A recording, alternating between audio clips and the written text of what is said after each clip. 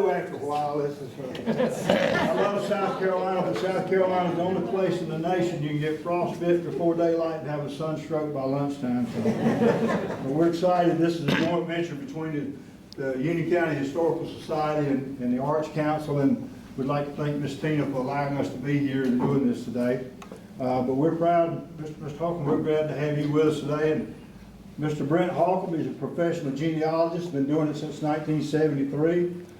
He's been an editor of South Carolina Magazine of Ancestral Research since 1977. He's the author and co-author of over 100 titles of the Carolinas, including several family histories. And we have some books here this afternoon on your way out if you'd like to purchase one.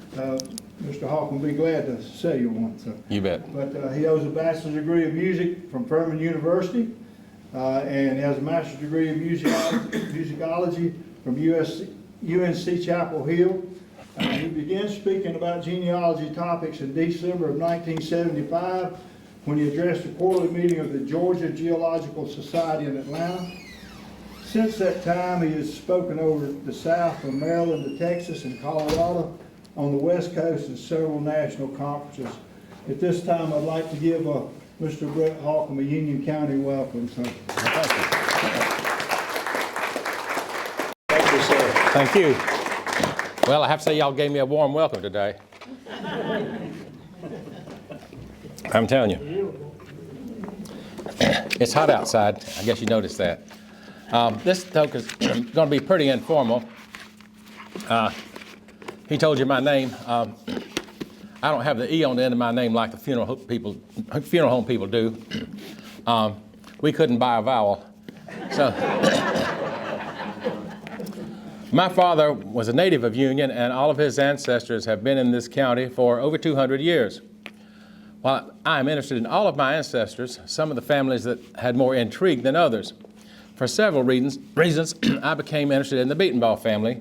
Some of y'all probably knew some of the school teachers, Miss Alma and Miss Myrtle, Miss Lunette, taught some of y'all, I'm sure.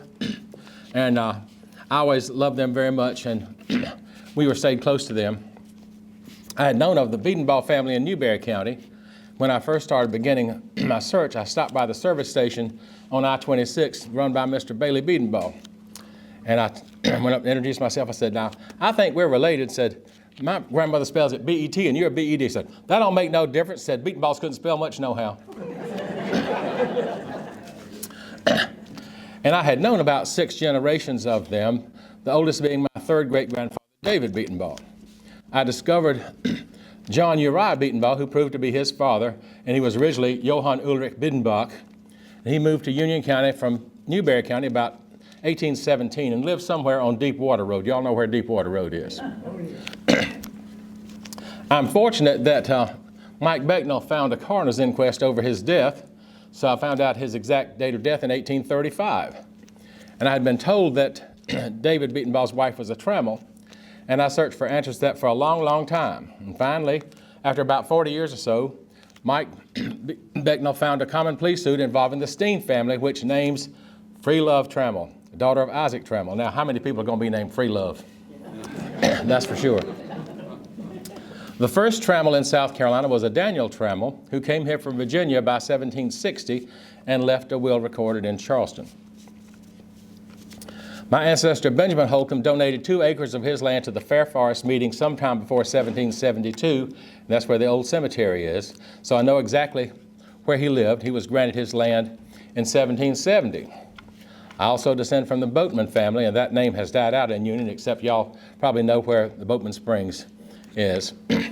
And I have Quaker ancestry in the Fincher and related families. Well, so much for my ancestors.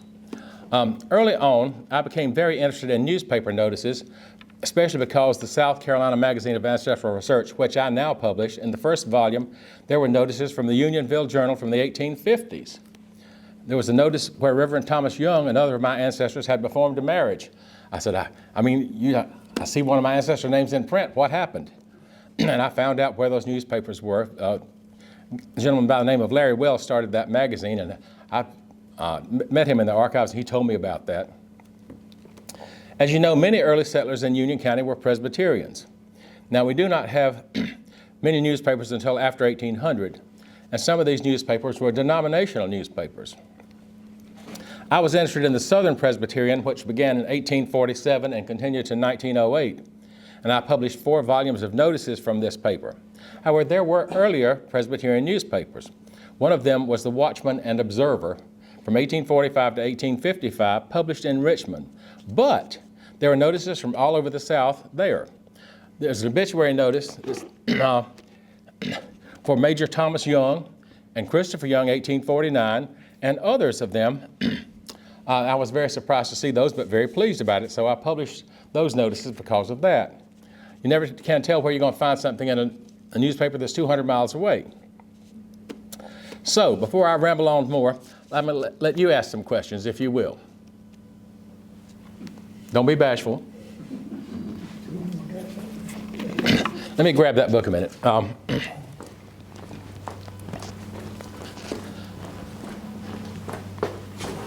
If I can find it.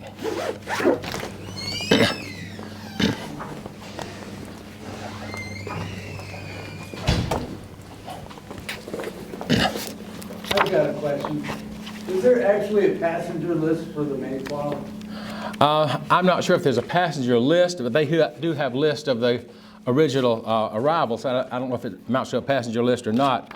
And of course, you know, they were pilgrims that came there. And not all of them were very religious, and some of them were. And they came for religious freedom, and then they denied it to everybody else.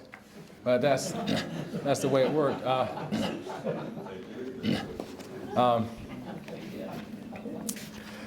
Yes, there's a lot of that. Of course, most of those people died the first winter. And so the Indians wouldn't know how many of them had died. They buried them, and they planted wheat over the graves so they wouldn't know that there were graves there. A lot of things different happened. I'll read you this obituary from Major Thomas Young. It said, died at his residence in Union District, South Carolina on the 7th ultimo, which means last month. Major Thomas Young. The deceased was a son of Thomas and Catherine Young and was born in January 1764. His mother was the sister of Colonel Thomas Brandon, in whose immediate vicinity the parents of Major Young resided from his infancy until June 1780. In this month, the force under the command of Colonel Brandon was surprised and dispersed. Major Young, then in his 17th year, had not borne arms in defense of his country, but he could not longer resist its claims. In company with a cousin of the same age, the late Christopher Brandon, he followed the refugee Whigs into North Carolina and turned soldiers. He was with Colonel Brandon at the fair at the House of Stallions or Stallings in York District. He was at Kings Mountain and stood near the gallant General Williams when he received his death short. He participated in the battle with a body of Tories on Brushy Fork in Chester District. He was with Colonels Washington and McCall at the Battle of Hammond's Store. In Lawrence District, he was with Colonel Washington in charge of the cowpens. He was with Sumter and Hampton in some of their operations in the campaigns of 1781. He was twice a prisoner with the enemy and was wounded in an affair with the battle at the cowpens. Since the close of the war, he has resided in Union District. Several years ago, he became a communicant in the Presbyterian Church at Unionville. Now, more than that, he left a memoir. It's just a little booklet, and it's frustrating in a way to read. He was wounded, and he was nursed by old Mrs. Brandon. Why didn't he say that was his grandmother and give us her name? Because we don't know what it is. Those Brandons didn't leave many early records. If it hadn't been for Christopher or Kit Brandon, we wouldn't know that the first one's name was George. Not one record on him exists, but he was there on Tinker's Creek anyway. Somebody's looking at the window. So, ask me some more questions. I'm not bashful. Do you know where Colonel Thomas Brandon's camp is on the Sarge Road? I cannot tell you that. Mike Becknell might be able to locate it. You know, he lived over there where the Nicholson Mansion is now. Oh, did he? Okay. And Mike is on a campaign to try to get that bridge named for Thomas Brandon. I wish he would. That'd be a good thing to happen. Maybe Historical Society can get on with it.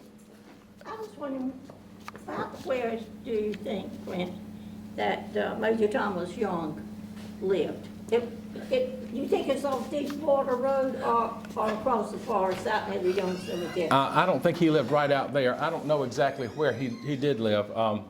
And again, Mike might know, but I've never thought about where he lived. Well, I think of it every time I ride Deepwater, where Well, Major Thomas lived. Right. That's very well could be. Because Christopher Young lived there. You know, he's buried out there in that cemetery behind the old black church, Antioch cemetery's back there. Somebody else asked me something, I think. A question about wills. Yes, sir? Time of the Revolution, maybe right after. If somebody wrote a will, where would they have filed their will? Well, that's a very good question. In the beginning, God created Charleston. And all the records in South Carolina were kept in Charleston until 1781 for wills and probates, until 1785 for the deeds. If you had a deed recorded, you had to send it or take it to Charleston to be recorded. In 1781, they set up districts in South Carolina. There were 7 districts, and the one where our folks lived here in Union was called 96th District. The courthouse was at 96, which has nothing to do with the current town of 96, but it was close there. And they had to file wills at the courthouse at 96. Now those wills became part of the records of Abbeville County, and they're still there. So if you're looking for a will from 1781 to 1787, it's going to be in Abbeville County records. Starting in 1787, Union County got its own court of ordinary, what we call a probate court, and they're recorded here. I did abstract the first wills of Union like 1787 to 1849, and that book is here. Whose will were you looking for? A man named Joshua Palmer. Oh, I think he's got a will in there. Yeah. There's one in there with the name of his second wife. Okay. I'm trying to figure out the name of his first. I think there might have even been actually 2 different Palmer families in this county. There was an article written by a man, can't think of his name right off, I think it was Jeff Henson out in Texas, and it was in my magazine a few years ago. Went into a great deal of a tale about them. There was always a rumor, which is proved to be incorrect, that Charles Humphreys married a Palmer. She was a Williams. Her sister married a Palmer, and that's how that confusion came about. But there were 2 sisters and a brother, William Williams, who didn't have any children, so there are no Williams of that lineage in Union at all, so just from the Palmer and from Humphreys that half of us are from. So that's what happened with that. But yeah, take a look at that. I don't know, but you might find her name in a deed or something, the first wife's name somewhere. Don't everybody talk at once now. Who Yes, was sir. the first Holcomb to come into the country? I know most they came in Virginia.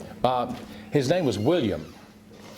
He's there in the 1670s, and he signed a petition of sorts in 1784, and that exists in Virginia archives. I have a copy of it. It's in the book that was published in 1947, big thick book. And he had a son named Richard, and Richard lived in Virginia and moved down to Granville County, North Carolina. He's on the tax list there. We didn't know what happened to him for a while, but a friend of mine said, on this tax list, there's a Richard. Is that your answer? I said, yes, send it to me. And he petitioned in about 1753 to be taken off the tax roll because he was over 65 years old. Now his son Benjamin is the one that came here, had a son Richard that went to Spartanburg, and Lawrence, a son Joseph. There were, I think, 4 of them, and they kind of scattered around. I think Richard had lived here in Union for a while down near Paget's Creek, but moved on to Spartanburg later on. And if I'm not mistaken, that Neville, who was the mayor of Spartanburg, descended from him. And also, Walter Montgomery was a descendant of his. We didn't get any of that money, though, unfortunately. We got some more questions anywhere? I can bore you with some more stories.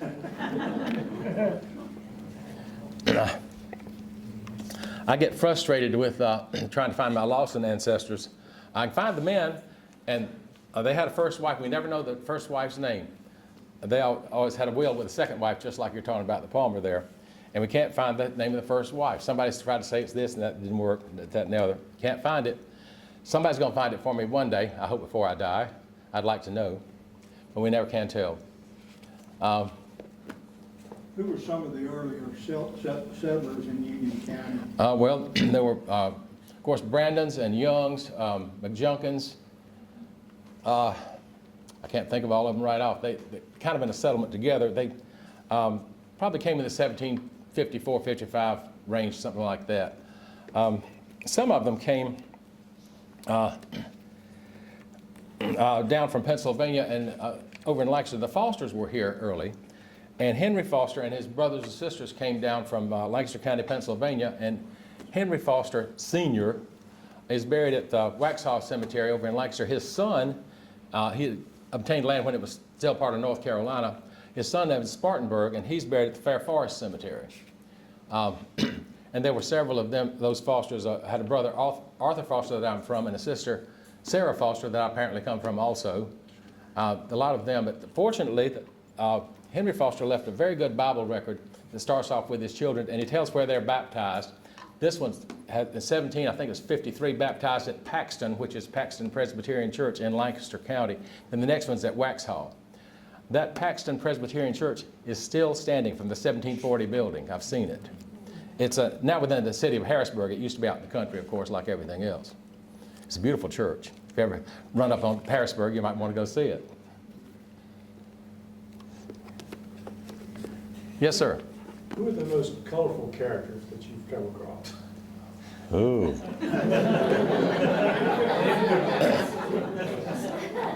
Be careful, we might be related to something. Yeah. Well, Thomas Brandon might take the cake on that. You know, he's probably a pretty mean fellow when you get down to it. You know, people back then, they had a tough life. It wasn't all lace curtains and beautiful houses by any means. But he's probably pretty rough. But he did a lot gave the land for the courthouse here in Union, and a lot of things like that. So it's hard to tell who the most colorful character is. Some of them I can't talk about at all. It'd be amazing if you look on the 1880 census what the occupation of some of the women might be.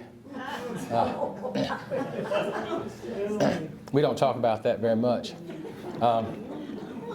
But you can never tell. If you get a chance to read the census, sometimes it's interesting to see who was living where and what their occupations were. The census is available on, if you have Ancestry, you can read it on there. If you want to be bothered with paying for it, I'm too stingy to do that. I use it at the archives anyway. But you can look at the 1950 census now if you want to look at the town of Union and see all these neighborhoods that you remember about a little bit and see, well, who else was living there? I did that from my hometown of Clinton, and I was surprised. One fun thing to look at, a 1930 census, the question is asked, is there a radio in the house? Because radio was pretty new then. And they wanted to know what kind of communications they were going to have. You know, how many people have radios? Or they sent newscasts. And of course, President Roosevelt really took advantage of that when he became president with fireside chats, and everybody would crowd around and listen. You didn't have to have a radio in your house. If they had good neighbors, they'd set it on the front porch and people come in the yard and listen to it. Even out in the country, where they didn't have electricity, they had some battery radios that people could listen to. It was fascinating what could happen that way. Some more questions? Answer. Yes, ma'am. Cosby family. You know, Cosby, C-O-S-B-Y. I finally found one of them down in Cross Keys. Oh. Yeah, at a Baptist church last weekend, buried there. And then there's some Martins that are in the area. It turned out, I'm from Georgia originally. Oh. I had no idea I had anybody related in the state, and I've got them jumping out of the woodwork. Well, that's now. wonderful. Yeah, but a lot of them from Union County, Right. several. Um, But Cosby was one. I didn't know if any. I'm not familiar with that. Cosby. That's not Bill Cosby, though. No, it was a John Cosby, buried down the road. Yeah, Malone family came here pretty early. And about 5 generations of them buried right down the road down at Paget's Creek Church. I'm from them also. Yes, I sir. live a half mile above Patrick's Creek. Okay. Church, and the most colorful person from Patrick's Creek Church was singing Billy Pearson. Okay. And they said he got excommunicated because he was making moonshine. And they asked him to quit, and he wouldn't. And the story goes that he took it to Tennessee and sold it in Tennessee. Well, This speaking, is the history of Patrick Creek Right. Church. My great uncle wrote that book. Mr. Sparks? Yes, I knew him very well. Did you? I guess we're related too, somehow. Really? I think you're a boatman descendant. Maybe not, and I know that. Yes, yes, Millie Boatman married William J. Sparks. That's your ancestor. How about that? Another person from Union County you might not realize was a man they call Singing Billy Walker. He wrote the Southern Harmony, Christian Harmony, and some other books. And he was born not far from Paget's Creek, and he moved to Spartanburg up to Cedar Springs with his parents when he was small.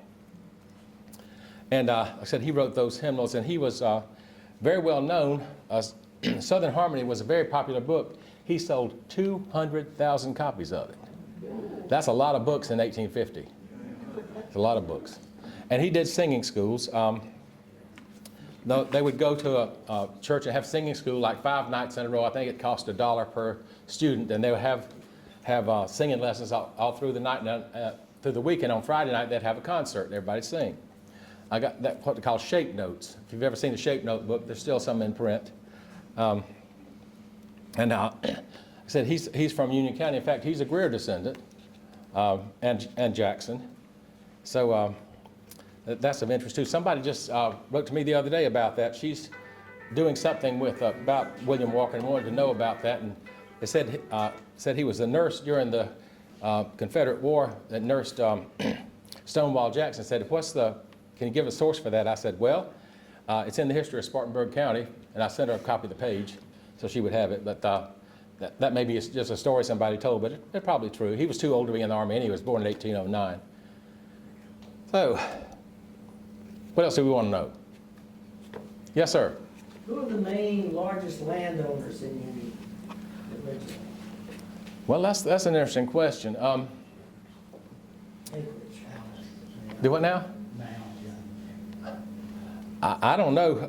I never have thought about it. You know, you've seen that set of maps that the Historical Foundation made with the plat maps, and you can see, but most of the tracts were anywhere from 100 to 300, 400 acres. They weren't large landholders for a long time. And then they gradually acquired more land in the early 19th century and some large plantations around, but mostly Union was a place of small farmers. And they did rather well with it. Some were small slaveholders. There were not a whole lot of large slaveholders in this county. That's become out of style now, but it doesn't bother me at all. People get on the show, oh, your ancestor owned slaves? I said, well, you know, everybody would have if they could have. And also free blacks owned slaves too. So nothing unusual about that. What else can we tell you? Might not even be true. Can I ask you a question that may be off the subject? Okay. You ever do any work in Hampton County? Did you ever see Zoller Cemetery? I haven't done Hampton County. I've been down there, and I've done a little bit of work for some families. And in fact, my next door neighbor is from there. But I don't know a whole lot about it. Okay. What was that name? He's asked about Hampton County. Yeah, the But name. you said it's Zoller? Dollar? Oh, okay, now I got dollar. No. Zoller, Don't know about that. Oh, Yeah, Yamasee County. Right. That's where my mother's family. Okay. I didn't know where your folks are from, Charlie. I know you did. You just married into my family. You can't help it. I hear you. Yes, sir. When was this county actually open for settlement? Well, This was Cherokee land at one point. well, Cherokees, it didn't actually belong to them that much. I mean, it wasn't set off for them, but people started coming in here in the early 1750s, maybe a little bit earlier. It's hard to tell, but it was considered North Carolina then. The border hadn't been run. And they didn't run the border between the Carolinas until 1764 east of the Catawba River and 1772 west of the Catawba. And you know how South Carolina does it this way and then up here, and then it jumps up a little bit. When they ran the border in 1764, they did it 11 miles too far south. Said, okay, next time you got to go 11 miles further north. So that's why it jumps up like that. All this area was part of North Carolina. Originally Anson County, and then it was Mecklenburg County, and then it was Tryon County. And then when that border was run in 1772, it fell into what they call Craven County, South Carolina. The funny thing is, the Tryon County Courthouse was at a spot that's now in York County, so I had to move it over to North Carolina. It had a lot of confusion, but we're fortunate in a lot of ways because the courthouses were local. They didn't have to go to Charleston, and a lot of deeds got recorded there we might not have had in those counties, and wills as well. But, I became fascinated with that thing a long time ago when I was at Chapel Hill, 3 long years at Chapel Hill. Yeah, people ask me, have you always lived in South Carolina? I said, I've lived here all my life except for 3 years up north at Chapel Hill. Got some more questions, please? Also, Winder. Yes, sir. That is a common name from Newberry County. In fact, I've got some members in my church that are Halterwangers. They never could spell that name the same way twice either. Sometimes in the early records, they even had a W, Walterwanger. That's why you can't find it sometimes. But they were around, they probably came in the 1750s, as well as I can read, probably through Charleston and settled in what we call the Dutch Fork, right between the Broad and Saluda rivers down there. Several thousand German families came in there about that time, and they settled together. They kind of pushed the Germans up there as a buffer between the Low Country and the Indians, and it didn't hurt anybody. Sometimes they had a few Indian clashes, but not much. The thing about those early German settlers, if they hadn't been in the army, they never had fired a gun. They didn't have any guns or anything like that. So they were just farmers and settled with tools and stuff and did the best they could with it. It was not an easy life for them. And it took a couple of generations before they learned to speak English. And they didn't learn to write their names in English either. So they make a mark. And finally, they might learn how to write in English a little bit. Some of them were better at it than others. The Dickerts were pretty early English writers, and some of those people. Brent, about what time was it that they made the transition? I understand that they spoke German for a couple of generations after getting here, and then in the single generation, they said, well, we'll all go to English. And well, that's true. They still had German schools even as late as 1820s, but they started some churches. St. Michael's Lutheran Church, which is almost on Lake Murray up there, was established in 1813 to have English preaching because the children no longer understood German very well, and they were wanting English preaching for them. Oddly enough, there are no German church records around in German outside of Charleston. They were kept in English when they were finally kept in the early 1800s, except for one preacher that came down from North Carolina about 1840, what's now St. Jacob's Lutheran Church, and his name was Pastor Moser. And he started off the church book, and he wrote the first page all in German. I said, oh, they don't do that down here, so he started over in English. Another thing, Brent, the Charleses came out of Newberry County, and of course we came from Germany, which we changed our name to an English-sounding name to fool people, I guess. And make people think we were really English when we weren't. But anyhow, when was that transition made? And what were some of the variations? Some people went to, went from other forms of the name. The name was Carla, C-A-R-L-E or K-A-R-L-E, and some of them became Charles like you, and a lot of them became Corleys. Corleys are over in Lexington County. In fact, on the museum grounds is a Corley cabin dating from about 1770. That's one of their kind of show places there. And the woods are full of Corleys. And Lawrence Corley had a tremendous family, 2 wives, and thousands of people descend from them. They're not sure how sometimes, but they're around. Yeah, like a few German families, for some reason they decided to move over here to Union, like Beatenbaugh, and my Myers family came over here from Newberry, down at Paget's Creek. In fact, the Myers house was just below Paget's Creek, about a quarter of a mile on the right. Matthias Myers bought that from a Norman, Jason Norman, I think 1826, and that's where they lived. His father had come with him, George Myers. When they were in Newberry, they called themselves Mayer or Meyer. The family's just Mayer in Union now, but it was Meyer. And that's another thing I can't quite untangle, but George has a tombstone there at Paget's Creek, and he lived to be 90 years old. So he was born like 1768 and moved over here about 1820 or so, maybe a little bit before. And his brother-in-law, Joseph Turner, came with him. They were married to Wicker sisters. I didn't know that until some years ago. Man wrote to me, asked me about Joseph Turner, and said he married Katie Wicker. I said, well, that's the first I've heard of that. That's my ancestor too. I was tickled to death with it.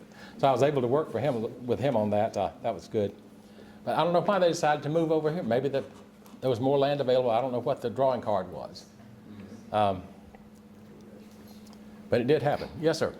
There was a boatload of Germans and Swiss that ended up between Orangeburg and Colleton County. Right. Do you know anything about this? Well, there were a lot of those Swiss settlers came in the 1730s. We don't have some early records on them. The Gissendanner church record they call in Orangeburg, the two Gissendanners were preachers of uncle and nephew. They wrote the record in German, and it was later started in English, but it's been translated and published, and it's a very good record for those people. This doesn't have everybody, and also there were some English people that appear in that record because that was about the only minister around, and they got married or something by him. It's amazing the people that pop in that record. There's some of them moved over to what's now Calhoun County. That was part of Orangeburg originally. But Colleton and Orangeburg, there's an Orangeburg German-Swiss Genealogical Society that really has a lot of records on those people and done a great job with it. The Gallman family was. Oh, yes. In fact, Some of them ended up in Orangeburg. that's right. Saxon, Newberry. Right. Union, and on down to Georgia. And some of them went by the name of Coleman. It's the same thing as Gallman. Not every Coleman, but some of them were. Said Gallman alias Coleman. That's the strange things how things happen with those names. They wanted to sound English or something. I don't know. Yeah, somebody inquired about Gallman's not too long ago. That's an interesting family as well. So Gallman basically is a variant spelling of Coleman. Well, vice versa, yes. But not all the Colemans are from that, but there's some of them that use the name Coleman. But I know there are Gallmans here in the Union. I presume they came from down that way. But I don't know that. Am I correct? There's a cemetery of Gallmans in Newberry, and Right. there's a cemetery in Union. Right, okay. And they got Gallman School in Newberry. They married into the Bruiser family. Oh, yes. What else can we talk about? Yes, Do you sir. have any information on the Bolt family? Spell it for me. The Bolt, B-O-L-T. I don't know that much about them. They were mostly in Lawrence County, I think. There's a good bit of research that's been done on them, and Lawrence County people, Genealogical Society chapter over there probably has some good information. Mike Beckman can tell you more about that than I can, I'm sure. But I've known Bolts all my life over there since I was in Clinton.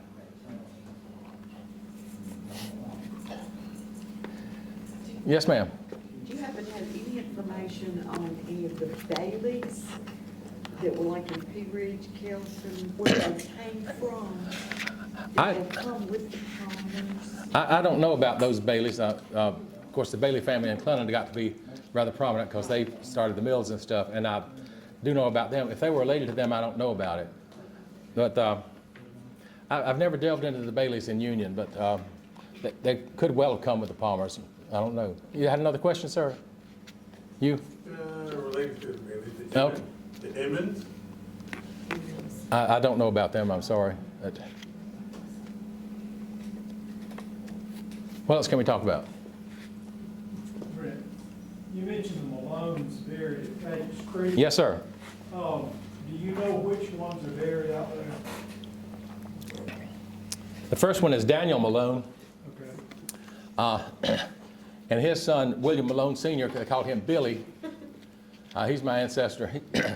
Unfortunately, like a lot of people, after the war, he went bankrupt. There are a lot of bankrupt proceedings, and he's one of them. He didn't have anything left. And they have the schedule of what he has and what he owed.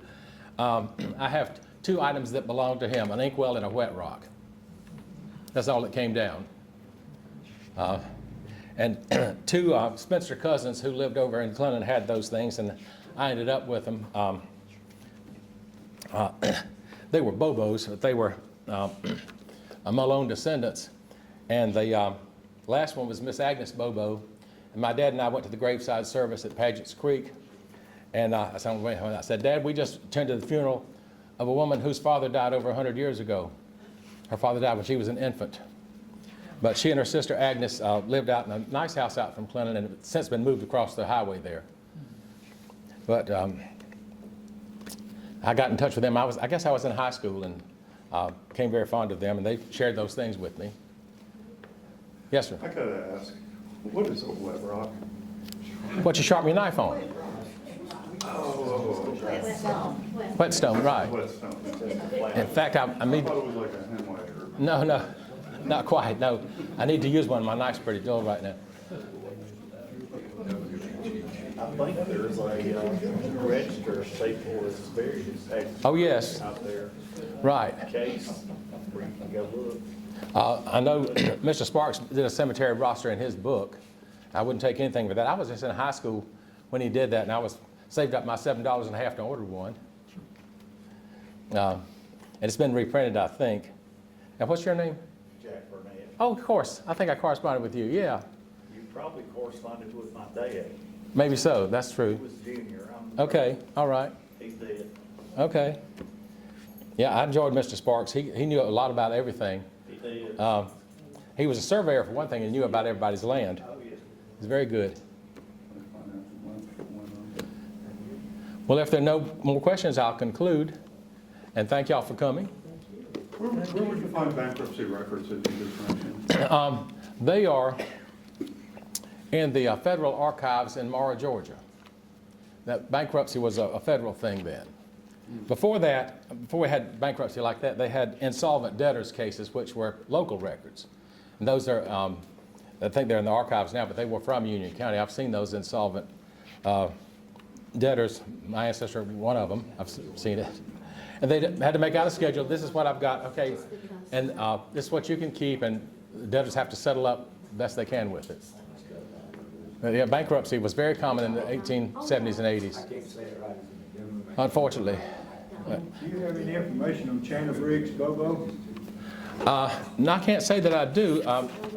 But I'm sure there's something on in Mr. Sparks' book on Paget's Creek Church. I think I've seen that. I think there's a picture of him. Right. I ain't had some of those history of Paget's Creek Church still for sale. Oh, that's good. I'm glad to know that. Okay. Brent? Yes.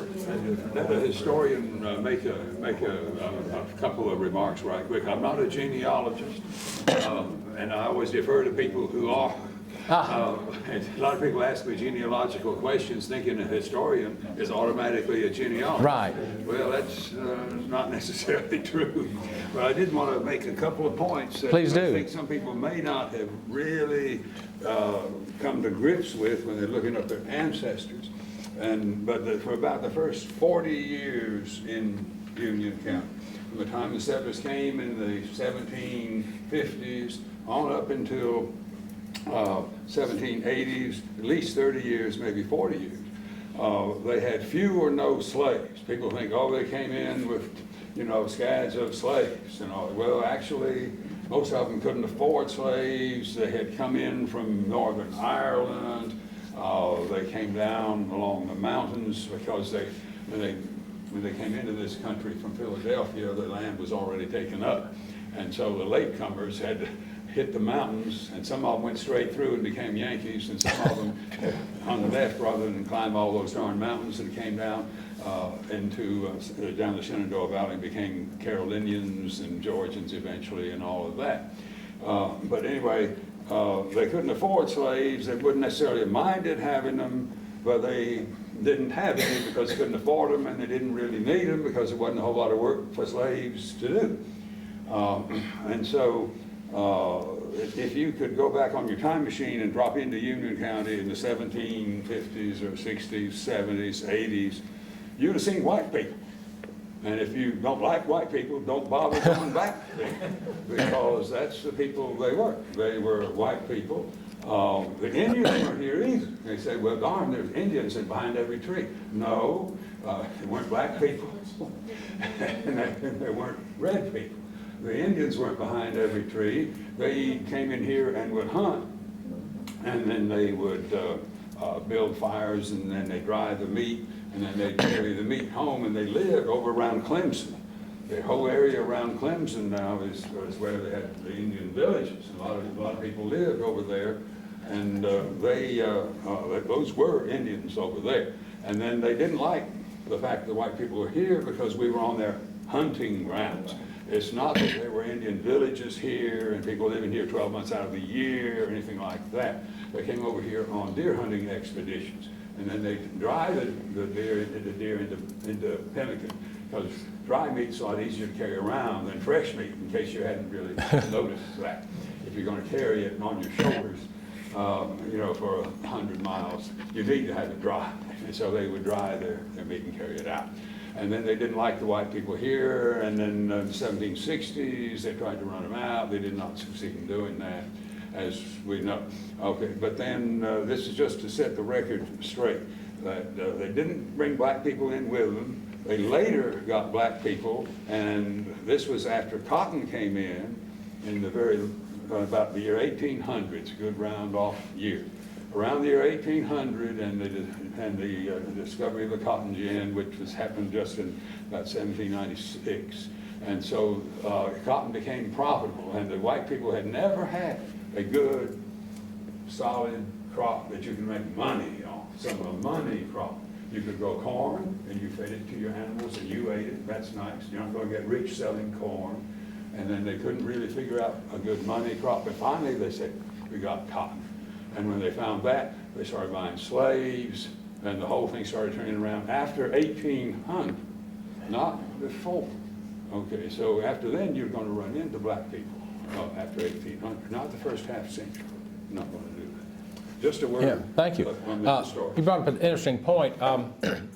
They ran an Indian line, said white settlers cannot settle beyond that, and like I said, it was part of North Carolina, and Governor Tryon came all the way from over near New Bern and met with the Indians at a point which is now being Lawrence County, and they made the line straight up, which is now the border between Spartanburg and Greenville counties. That straight line, it went all the way up to Tryon Mountain, and met with the Indians and settled that, and then the Indian line 1767 was run the other way by South Carolina. To make the Indians understand what line was going to be, they laid a string of beads down for the Indians. This is going to be your line, starting that way. And you have to give credit to Governor Tryon. That's a long march away to come down there and meet with the Indians and settle that. So, and that stayed that way until then they extended that and cut off Anderson and Pickens and Oconee. That became the Indian land until 1784, when they cut out of that too. So that was what the Indian situation was. But they, like I said, they weren't beating up on anybody much. They just came down to hunt and get meat and stuff. They weren't that prevalent. Sometimes they would, people were afraid of them and they'd run off or something, but that's right. The Indians didn't live here anyway at that rate. No. And then the Indians made the mistake backing the wrong side in the American Revolution. That's right. The Cherokees did. The Catawbas chose to be on the American Patriot side. And then they still are here. And there's still a Catawba reservation. Right. There's no Cherokee reservation in Union County because they chose the wrong side, and they thought the British could hurt them less, which was true. Right. And so, but with the American Patriots won the war, then the Cherokees were out, and he didn't have them in South Carolina after the Revolution. Yeah, the Catawba Indian Reservation was a big square of land, and the South Carolina government said you may not settle within 30 miles of that line, so that people had to stay away from it. Some people didn't pay any attention, just like my people didn't do what they were supposed to either. In that dividing line between Greenville and Spartanburg. That was Indian. Right in Greer, where that Right, the street line street. Right. The dividing line. That was the Indian line. Right, Indian and exactly. Right. That was it. Up to the Revolution, that held, but after the Revolution, all bets were off because they had backed the wrong side. You got to back the winning side. That's what you got to do. Whoever, at the beginning, it's a little hard to tell sometimes. Yes, ma'am. I just had a question generally. What is the plan for Union County, and how are we going to celebrate the 250th anniversary of the United States next year? I'm not on that committee. Mike, do you know anything about that? I'm not on the committee either. What, they gonna celebrate 250th anniversary of the Revolution? I asked that a meeting. Next year. Yes, ma'am. Does anybody know who is on the committee? I do not. Well, what we're doing right now is part of the celebration. It's the 250th anniversary of the beginning of the Revolutionary War, which is now. Right. In 1775. In 1775. Right. And the Declaration of Independence was over a year after the Revolution had started. Right. And so a lot of people like July 4th, 1776 because of all that. But the whole thing got started in 1775. Right. And so that's what we're doing now. This is part of it. We're having the 250th down here in the Arts Center. My question is there going to be anything, particular, what I'm saying? I've asked the What same we're thing.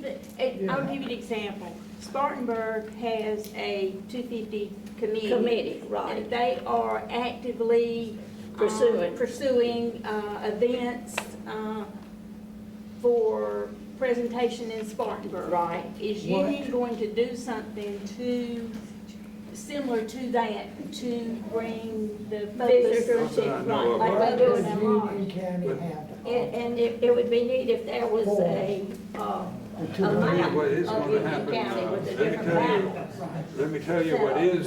let me tell you what is going to happen very soon, and that is on Saturday, the 2nd of August, which is coming up right soon. There'll be a 250th anniversary at Edgefield, which is a very historic town and very history-oriented town. And so there'll be a ceremony at the courthouse at 11 o'clock. And there'll be people in revolutionary costumes, and then all kinds of things are supposed to happen. So it's going to be a happening place. This was Saturday the 2nd. That's not this coming Saturday, but it's what, the next one, right? Right, next Saturday. No, that's right. That's coming Saturday, that's right. What time No, we is ran that? out of it. It's going to Said start at 11. 11 in the morning. In front of the courthouse in Edgefield, South Carolina. Edgefield's not all that far away. Edgefield is very proud of the fact that they have furnished, I think, 9 Governors, right, yes. Yes. I think it is. They furnished 9 governors of the state, and all they're proud of all of them. Strom Thurmond, his grave is there, and all that. And so, that's going to happen this coming Saturday in Edgefield at 11 o'clock. All right. You can put that Well, into your phone. thank y'all. I'll turn it back over to you.